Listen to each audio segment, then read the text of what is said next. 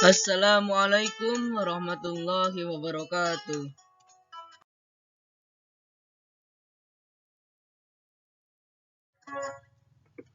Perkenalkan, nama saya Ridwan Munadi.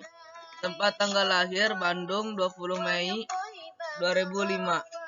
Saya berada di kelas 9B. Sekolah MTS Nurul Falah Cililin, Kampung Saar Mutiara, Desa Karangtanjung, Kecamatan Cililin, Kabupaten Bandung Barat. Hobi saya banyak. Cita-cita insya Allah ingin menjadi ustadz.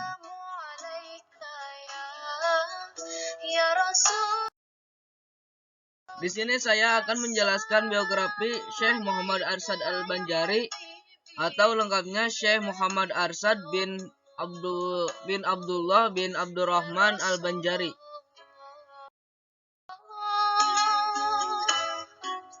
Syekh Muhammad Arsyad Al-Banjari lahir di Lok Gebang 17 Maret 1710.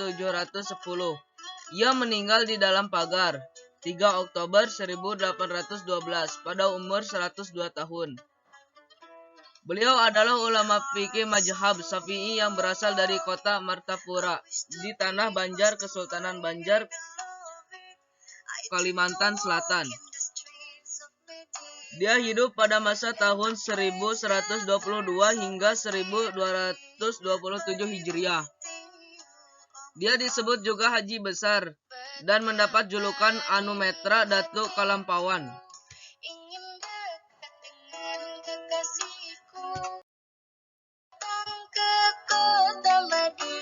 Beliau adalah pengarang kitab Sabilal Muhtadin yang banyak menjadi rujukan bagi banyak pemeluk agama Islam di Asia Tenggara.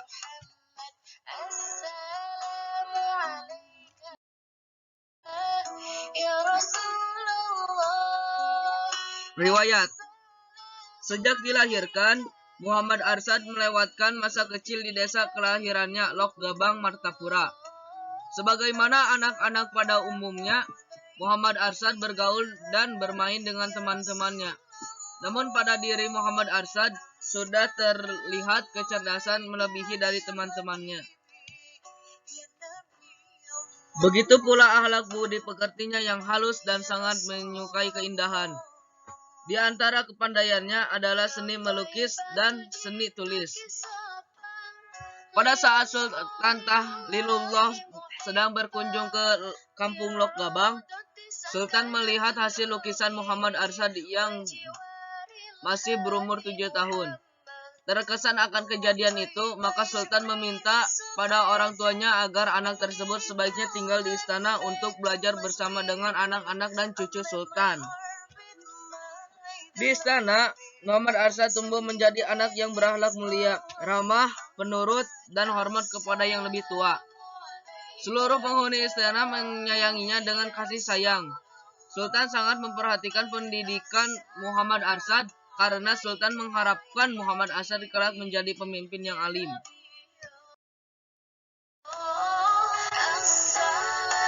Menikah dan menuntut ilmu di Mekah. Beliau mendapat pendidikan penuh di istana sehingga usia mencapai 30 tahun. Kemudian, ia dikawinkan dengan seorang perempuan bernama Tuan Jabut. Ketika istrinya mengandung anak yang pertama, terlintaslah di hati Muhammad Arsyad sesuatu keinginan yang kuat untuk menuntut ilmu di tanah suci Mekah. Maka disampaikannyalah hasrat hatinya kepada sang istri tercinta. Meskipun dengan berat hati mengingat usia pernikahan mereka yang masih muda, akhirnya istrinya mengamini niat suci sang suami dan mendukungnya dalam meraih cita-cita.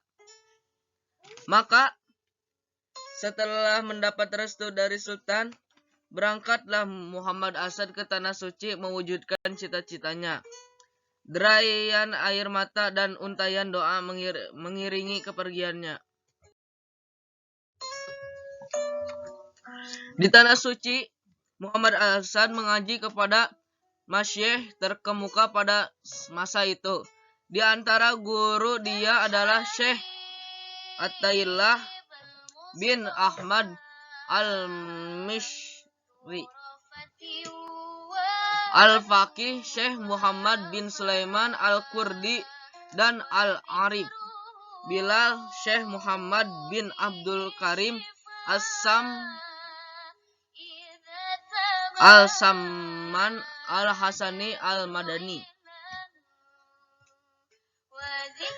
Syekh yang disebutkan terakhir adalah Guru Muhammad Arsad di bidang tasawuf, di mana di bawah bimbingannya lah Muhammad Arsad melakukan suluk dan khalwat, sehingga mendapat ijazah darinya dengan kedudukan sebagai khalifah. Selama menuntut ilmu di sana, Syekh Muhammad Arsad menjalin persahabatan dengan sesama penuntut ilmu seperti Syekh Abdul Somad Al-Palimbani, Syekh Abdurrahman Misri Al-Jawi, dan Syekh Abdul Wahab Bugis, sehingga mereka dikenal sebagai 4 serangkai dari tanah Jawi atau Melayu. Setelah lebih kurang 35 tahun menuntut ilmu di Mekah dan Madinah, timbullah niat untuk menuntut ilmu ke Mesir. Ketika niat ini disampaikan dengan guru mereka, Syekh menyarankan agar keempat muridnya ini pulang ke Jawi untuk berdakwah di negerinya masing-masing.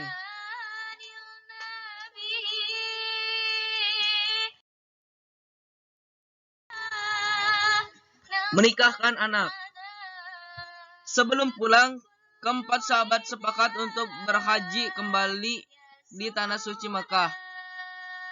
Pada saat itu, tanpa disangka-sangka Syekh Muhammad Arsad bertemu dengan adik kandung dia, yaitu Zainal Abidin bin Abdullah yang sedang menunaikan ibadah haji.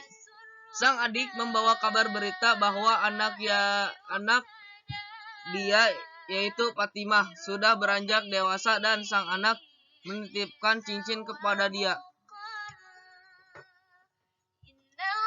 Melihat hal demikian, 3 sahabat Syekh Muhammad Arsad masing-masing mengajukan lamaran untuk memperistri anak dia. Setelah berpikir lama, Syekh Muhammad Arsad memutuskan untuk mengundi lamaran yang akan diterima. Hasil pengundian ternyata lamaran Syekh Abdul Wahab Bugis yang diterima. Untuk itu diadakanlah ijab kabul pernikahan antara Syekh Abdul Wahab Bugis dan Fatimah bin Syekh Muhammad Arsad, yang dinikahkan langsung oleh Syekh Muhammad Arsad sambil disaksikan 2 sahabat lainnya. Membetulkan arah kiblat masjid. Memasuki wilayah Nusantara, mula-mula mereka hinggap di Sumatera, yaitu di Palembang, kampung halaman Syekh Abdul Somad Al-Palimbani. Kemudian perjalanan dilanjutkan menuju Betawi, yaitu kampung halaman Syekh Abdurrahman Misri. Selama di Betawi, Syekh Muhammad Arsad diminta menetap sebentar untuk mengajarkan ilmu agama dengan masyarakat Betawi. Salah satu peristiwa penting selama di Betawi adalah ketika Syekh Muhammad Arsad membetulkan arah kiblat Masjid Jembatan 5, Masjid Luas Batang, dan Masjid Pekojan.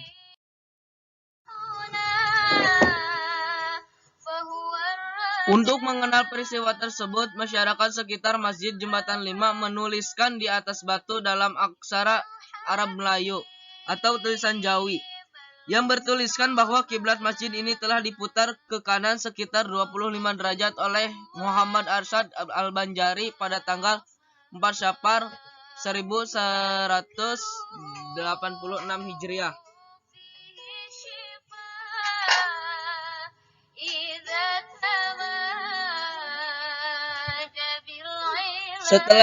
Setelah dirasa cukup, maka Syekh Muhammad Arsad dan Syekh Abdul Wahab Bugis berlayar menuju kampung halaman ke Martapura, Banjar.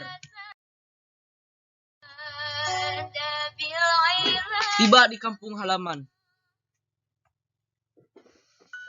pada bulan Ramadan 1186 Hijriah bertepatan 1772 Masehi. sampailah Muhammad Arsad di kampung halamannya Martapura, pusat Kesultanan Banjar pada masa itu.